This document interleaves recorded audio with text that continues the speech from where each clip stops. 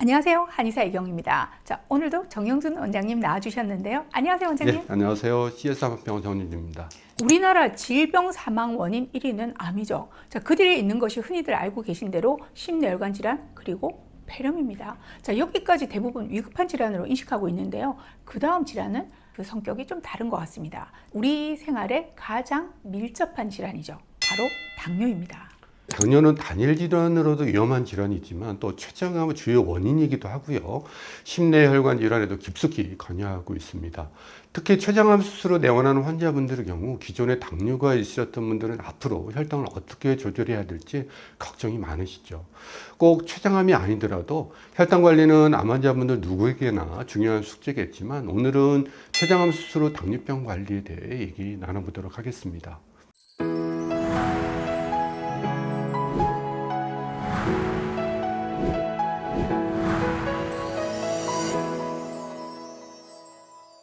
췌장은 혈당을 관리하는 인슐린을 분비하는 장기죠. 췌장의 랑게란스 섬이라는 세포군의 알파 세포에서는 혈당을 높이는 작용을 하는 글루카곤이 분비되고요. 베타 세포에서는 혈당을 낮추는 작용을 하는 인슐린 호르몬이 분비돼서 혈당을 조절합니다.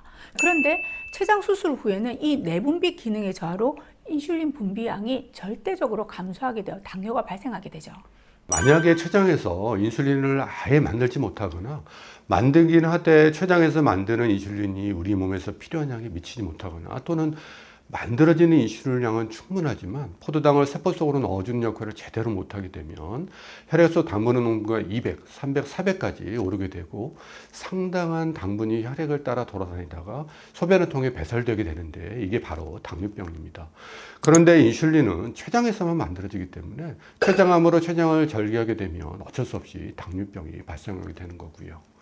이 지점에서 당뇨가 췌장암을 일으킨다는 견해하고요. 췌장암이 당뇨를 일으킨다는 견해가 다 있잖아요. 닭이 먼저냐 달걀이 먼저냐 하는 논제 같지만 어떻게 생각하세요? 말씀하신 대로 명확히 나눌 수 없는 부분인데요. 하지만 분명한 점은 당뇨병은 췌장암의 위험인자이고 반대로 췌장암이 진행하여 췌장 기능이 저하되면 당뇨병이 발생하게 된다는 점입니다. 그래서 췌장암 환자의 70% 정도가 당뇨병이나 내담는 장애를 가지게 되는 거고요. 이런 점 때문에 당뇨를 오래 앓고 계신 분들이나 가족력이 없는데 갑자기 당뇨 진단을 받는 분들은 췌장암 검사를 받으시는 것이 바람직하죠. 그럼 오늘은 췌장암 수술 후에 발생하는 당뇨에 좀 더 집중해서 살펴보도록 하겠습니다. 자, 췌장암으로 인해 췌장을 절제하게 되는 경우라고 해도 그 절제 범위, 위치에 따라서 당뇨병 발생에는 차이가 있을 것 같아요. 네, 췌장 수술의 경우 전부 절제하는 췌장 전 절제술과 최두 분만 절제하는 최두 12장 절제술, 최미부 변반만 절제하는 최미부 절제술을 줄 수 있는데요.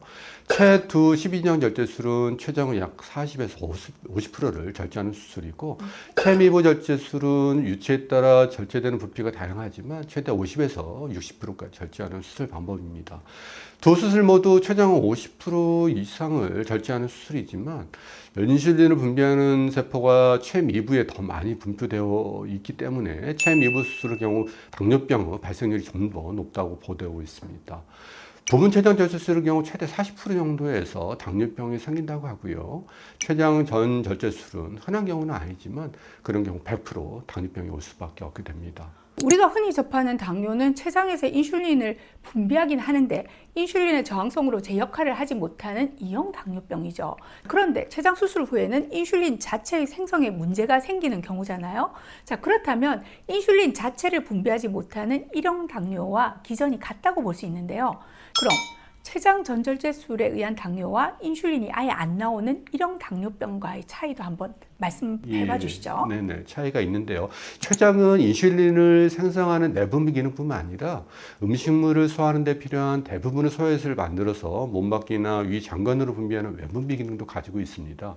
따라서 췌장을 다 잘라낸 경우 소화효소도 분비가 안 되다 보니 식사 시 설사가 자주 나타나게 되거나 영양 섭취가 안 되어 영양결핍이나 체중 감소가 나타나게 되죠. 또한 전절제술로 발생하는 당뇨의 경우 일형 당뇨병과는 다르게 혈당 조절을 위해 처방되는 인슐린 양이 적은 편입니다. 즉 10단위 미만으로도 잘 조절되는 경우가 많죠. 다만 혈당의 조절이 아주 들쑥날쑥해서 60으로 뚝 떨어졌다가도 300, 400으로 치솟는 불규칙한 패턴을 보이는데요. 이는 전절제 수술한 환자에게 나타나는 특징이기도 해서 혈당 변화에 너무 스트레스 받을 필요는 없겠습니다. 더불어 조금만 인슐린을 올려도 저혈당이 생겨 응급실을 차지하는 경우도 빈번해서 혈당 조절과 함께 반대로 적절한 영양 섭취와 저혈당 예방에도 신경 써야 합니다. 일반 당뇨보다 혈당 관리가 쉽지 않을 것 같은데요. 자, 췌장암 수술 후에 내원하는 환자분들을 뵈면 여러 이유로 식사를 잘 못하시는 경우가 많습니다. 췌장 수술 후 혈당 조절도 중요하지만 첫 예상개월 동안은 식사량을 늘리고 컨디션을 회복하는 것도 중요할 텐데요. 고혈당에 대한 부담감 때문에 이중고를 겪게 되는 거죠. 자칫 혈당 조절하느라 체력과 면역을 놓칠 수도 있으니까요. 아무래도 건강한 사람의 혈당 기준과는 좀 달라야 하지 않을까 싶어요. 네, 중요한 포인트인데요. 췌장암 수술 후 혈당 기준은 건강한 사람들과는 달리 시절 혈당은 한 150 정도, 식후 혈당 250 정도로 유지되도록 조절하는 게 좋습니다. 네. 이 기준을 잘 유지하는 것이 쉽지만은 않지만 아주 중요하고요. 2013년 11월에 판크레아스 학술지에 실린 췌장암 경과와 수술 예후에 있어 수술 전후 혈당 수치가 미치는 영향이라는 논문에 따르면 제2형 당뇨가 췌장암 발생 위험을 높이고 예후를 좋지 않게 만들며 수술 후 합병증 발생률을 높이고 생존 기능을 단축시키는 등의 영향을 끼치는 것으로 보고하고 있는데요. 또한 췌장암 수술 후 혈당 조절이 좋지 않을 경우 그렇지 않은 경우에 비해 네. 재발률이 2.6배가 높다는 보고가 있는데 결국 혈당 관리가 바로 췌장암 관리가 되는 셈입니다.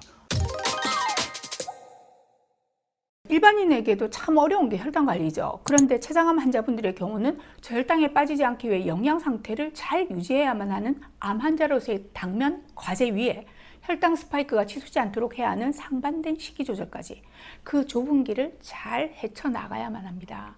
저희 의료진 역시 그런 어려움을 잘 대처하기 위해서 다양한 치료법 그리고 생활관리법에 대해 고민하고 있으니까요. 믿을 만한 전문가와 함께 힘든 과정을 잘 이겨나가시길 바랍니다.